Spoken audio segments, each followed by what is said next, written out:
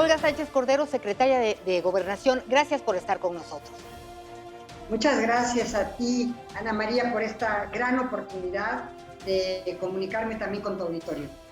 Pues México y el mundo enfrentan esta pandemia con dos costos muy importantes. Por un lado tenemos el tema de salud y por el otro el tema económico. ¿Cómo ve esta coyuntura?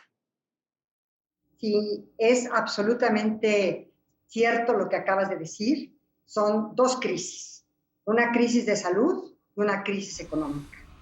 Y desde luego fue algo que nunca hubiéramos previsto en poquito tiempo anterior a la pandemia, cómo iba a estar esta situación en el mundo en materia de salud y la crisis de salud y de salubridad general. Y por otra parte, también el tema económico o el coletazo, diría yo, económico que trajo consigo la pandemia. Creo que son dos situaciones que estamos viviendo a plenitud, estamos viviendo con una intensidad, yo diría, nunca antes vista, porque quiero decirte que yo comparto con muchos su análisis de que es un antes y un después. Es un antes de la pandemia y un después, en todos los sentidos, inclusive en el tema familiar, en el tema económico, no se diga, en el tema laboral,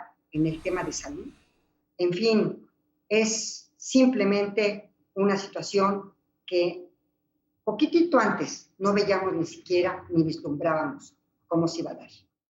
Y hablando en este sentido, pues gobernadores, empresarios, organizaciones civiles y legisladores hablan de un acuerdo nacional para la reactivación económica. ¿Crees que es posible hacerlo? Yo creo que todos tenemos esa obligación, mi querida Ana María.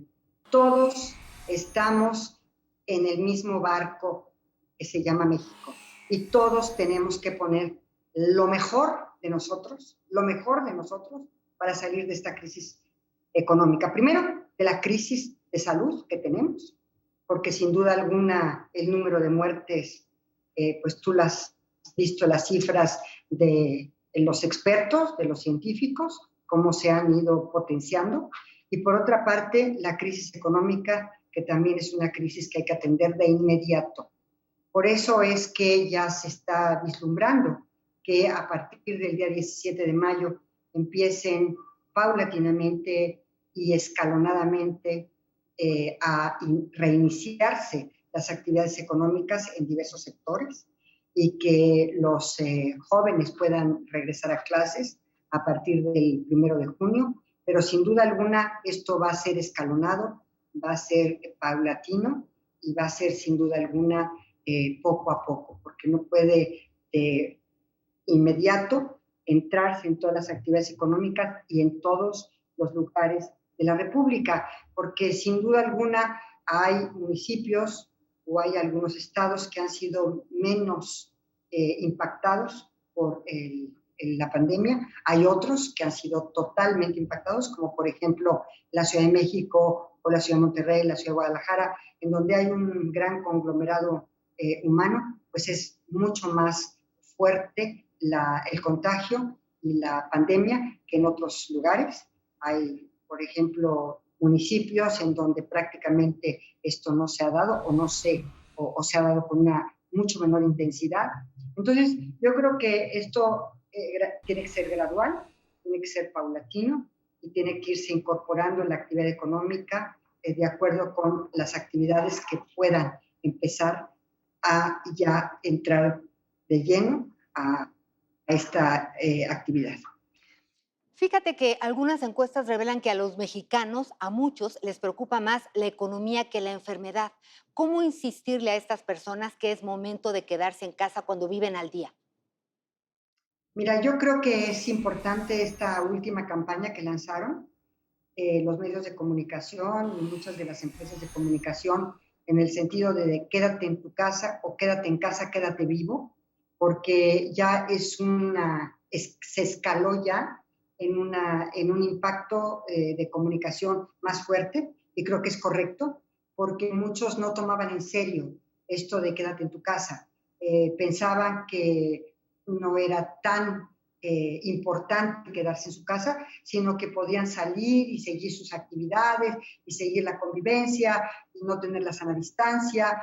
Y esto de ninguna manera es así. El contagio está presente y desde luego el que tú puedas ser el que lleves el contagio a tu casa y que a tus seres más queridos, a tus padres mayores o a tus hijos los contagies, o a tu esposa o a tu esposo lo contagies, pues esto es grave. Entonces creo que es importantísimo que todos estemos conscientes de que no es una situación del gobierno decir quédate en tu casa, sino es una situación de una emergencia de salubridad general. Hemos estado viendo que de manera virtual has tenido reuniones con los gobernadores. ¿Qué hay del acuerdo por la gobernabilidad y la unidad nacional? ¿En qué consiste? Mira, yo siempre he dicho y lo sigo sosteniendo, que si bien los estados son soberanos y autónomos en sus regímenes interiores, lo cierto es que estamos en un pacto federal, estamos en una federación y creo que en ese sentido, no solamente gobernadores, presidentes municipales, poderes públicos, poderes estatales, sino también empresarios, trabajadores y todos los sectores de la población tenemos que estar unidos en este gran pacto nacional para poder salir de la crisis económica, salir de esta crisis de salud y avanzar todos juntos, como mexicanos, en esta gran nación hacia adelante, sin duda alguna. ¿Y qué te comentan los distintos gobernadores?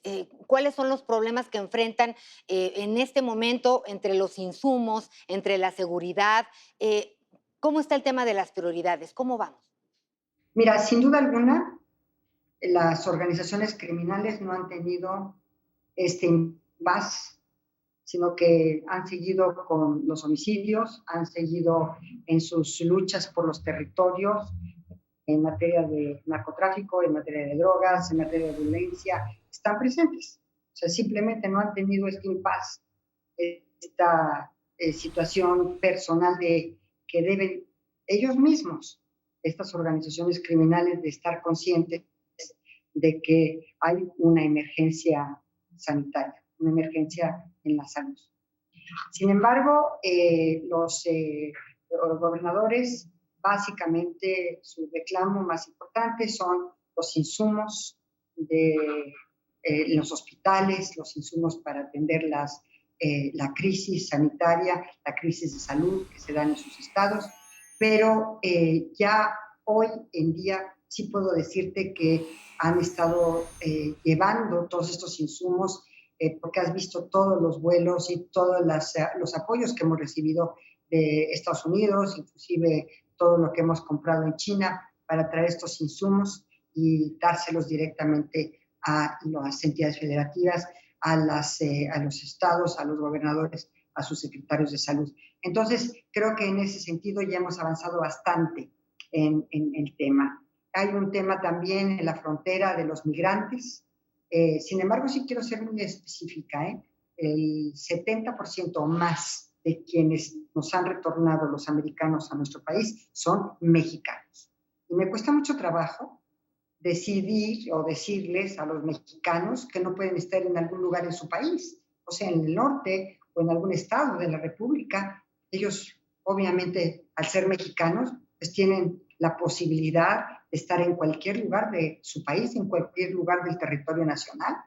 Entonces son mínimos ya los migrantes centroamericanos que nos están devolviendo los norteamericanos, más bien son mexicanos que han sido retornados a su país. Y este país es México y es su país. Secretaria, en este sentido también está la ley de amnistía. ¿Cómo vamos con estas personas que cometieron delitos menores y se están reincorporando a la sociedad? ¿Hay algún seguimiento de cómo les está yendo o qué está pasando con estas personas? ¿Cómo va este proceso? La ley de amnistía no solamente está atendiendo el tema de la pandemia y de los posibles contagios dentro de los reclusorios y está excarcelando por razón de la pandemia. La ley de amnistía es una ley que va más allá de la pandemia. Es una ley que inclusive fue objeto de una promesa de campaña del señor presidente cuando era candidato y que él habló de la ley de amnistía.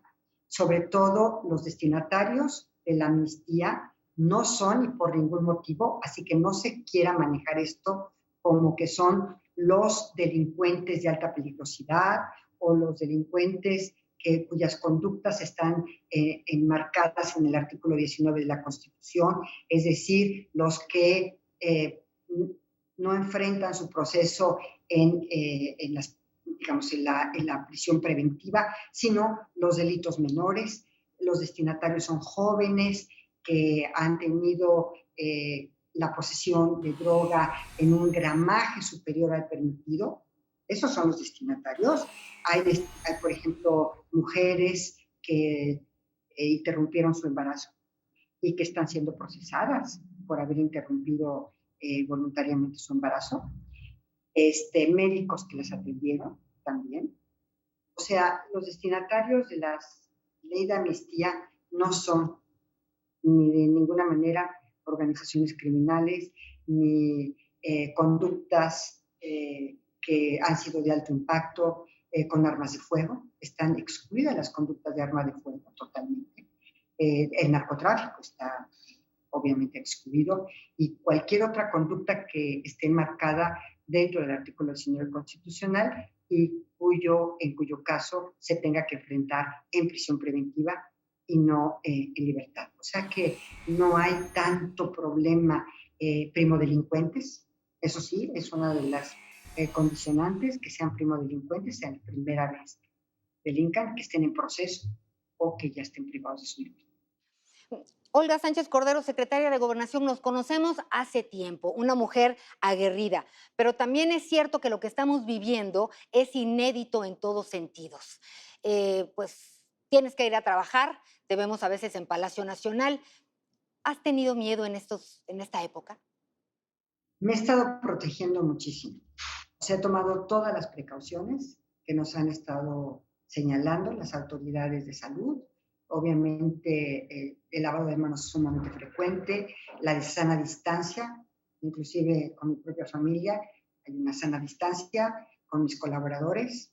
He tomado también las precauciones, inclusive yo en lo personal, de tener cubrebocas en algunos momentos, sobre todo cuando estoy en algunas audiencias personales, pero siempre con la sana distancia, pero no he dejado de trabajar. Yo creo que no se puede dejar la Secretaría de Gobernación porque es la Secretaría de la Gobernabilidad, la Secretaría de la Paz, la Secretaría que tiene todas las relaciones con los poderes públicos, con todos los gobernadores y la que está al pendiente minuto a minuto de lo que acontece en este país. Así que por eso seguimos en la Secretaría, seguimos trabajando puntualmente 7x24 o 24/7. Ya lo vemos. ¿Y qué le dices a las personas que dudan sobre los datos oficiales del COVID-19?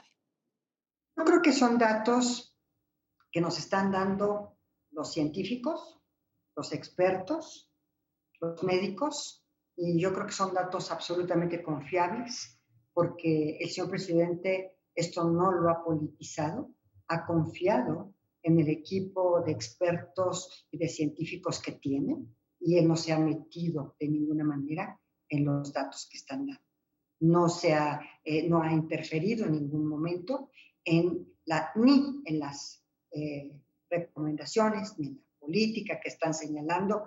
Todo lo ha dejado en manos de los científicos, todo, y de los expertos. Secretaria Olga Sánchez Cordero, ¿te parece si para despedirnos jugamos al filo? Asociación de ideas, lo primero que se te venga a la mente es la mejor respuesta. De acuerdo. Libertad. Todos la debemos tener porque es un derecho humano fundamental. Derechos humanos. Siempre y categóricamente. Esta es una Secretaría de Derechos Humanos. Educación. Para todos. Cuarentena. La debemos de seguir. Crisis. Estamos en una crisis. Sueños. Todos. Siempre soñamos. México. Nuestro país, nuestra patria, nuestra nación. Olga Sánchez Cordero, secretaria de Gobernación, gracias por haber platicado con nosotros. Gracias a ti, Ana María. Muchas gracias. Buenas noches. Igualmente. Y gracias a ustedes, recuerden que nos vemos la próxima semana al filo. Buenas noches, continúen con nuestra programación.